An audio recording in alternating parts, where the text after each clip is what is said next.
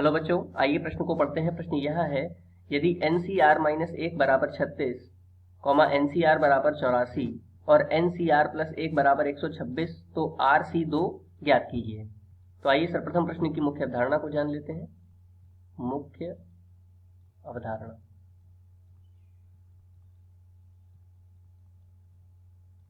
देखिए एक संबंध होता है जो कि निम्न प्रकार से दिया जा रहा है, NCR बटे में NCR माइनस 1 है, तो हम इसको लिख सकते हैं N माइनस R प्लस 1 बटे में R।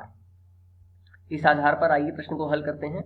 तो देखिए प्रश्न में दिया गया है NCR माइनस 1 बराबर 36, इसको समीकरण 1 मान लेंगे।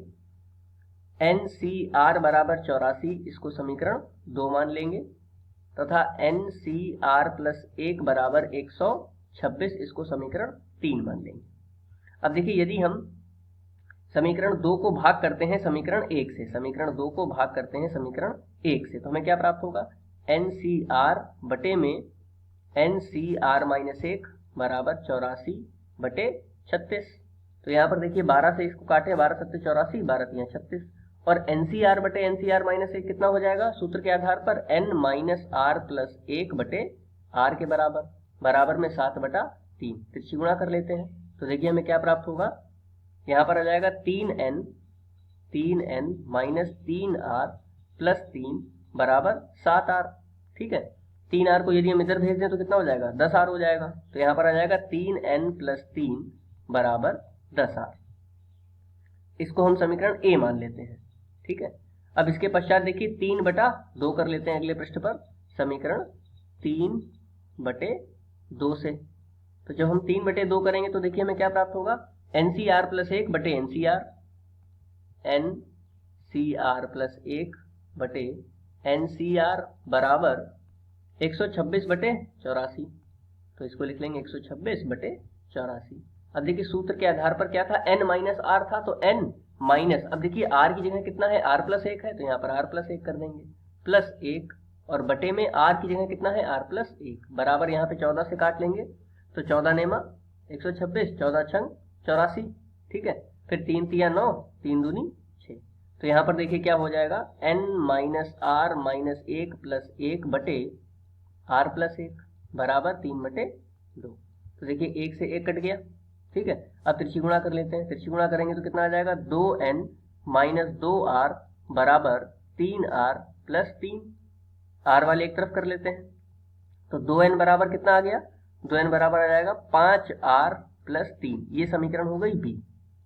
अब देखिए समीकरण A कितनी थी, एक बार देख लेते हैं। 3n प्लस 3, यहाँ पर पुनः लिख लेते हैं, समीकरण थी 3n प्लस 3 बराबर 10R। ठीक है, इन दोनों को हल करके हम R का मान प्राप्त करते हैं। अब देखिए R का मान प्राप्त करने के लिए क्या करना होगा? N के गुणांक बराबर करने होंगे, या फिर हम यहाँ से N का मान निकाल करके यहाँ पर रख दें। तो चलिए यही करते हैं, N का मान यहाँ से निकाल लेते हैं। कितना आ जाएगा? 5R प्लस 3 बटे 2, यहाँ पर रख देते हैं N का मान, तो कितना आ जाएगा? 3, और N की जगह रख देते हैं 5R प्लस 3 बटे में 2 प्लस 3 बराबर 10R। इसको हल करते हैं तो कितना आ जाएगा? देखिए लासा ले लेते हैं यहाँ बटे में 1 करके, तो लासा आ जाएगा कितना? 2। अगले पृष्ठ पर लासा ले लेते हैं, लासा आ जाएगा 2।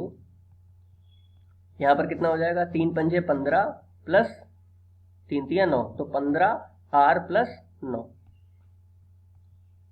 15R प्लस 9 प्लस, यहाँ पर देखिए कितना हो जाएगा? 3 दूनी 6 बराबर 10R, 6 बराबर में 10R।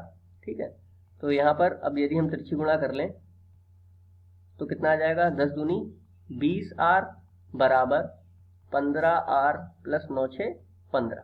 ठीक है, अब देखिए इसको हल कर लेते हैं। 15R इधर चले जाएंगे तो 20R माइनस 15R कितना हो गया? 5R बराबर 15। तो 5 से कट गया, 3 आ गया, यानी R का मान कितना आ गया? 3 आ गया। अब देखिए प्रश्न में हमें क्या प्राप्त करना है? प्रश्न में हमें प्राप्त करना है RC2 का मान। तो RC2 का मतलब कितना हो गया? 3C2 का मान प्राप्त करना है। ठीक है, अब देखिए 3C2 के लिए NCR का सूत्र देख लेते हैं। NCR का सूत्र क्या होता है? फैक्टोरियल N बटे factorial R factorial N minus R। तो इस आधार पर 3C2 का मान कितना हो जाएगा? 3C2 का मान हो जाएगा फैक्टोरियल 3 बटे में फैक्टोरियल 2 और फैक्टोरियल 3 माइनस 2 यानी कि फैक्टोरियल 1। ठीक है, इसको हल कर लेते हैं। तो 3 गुणा 2 गुणा 1 बटे में फैक्टोरियल 2 का कितना हो जाएगा, 2 गुणा 1 तो 2 ही रहेगा, और 1 का तो 1 ही होता है, तो 2 से 2 कट गया, अर्थात अभीष्ट उत्तर कितना प्राप्त होगा, 3।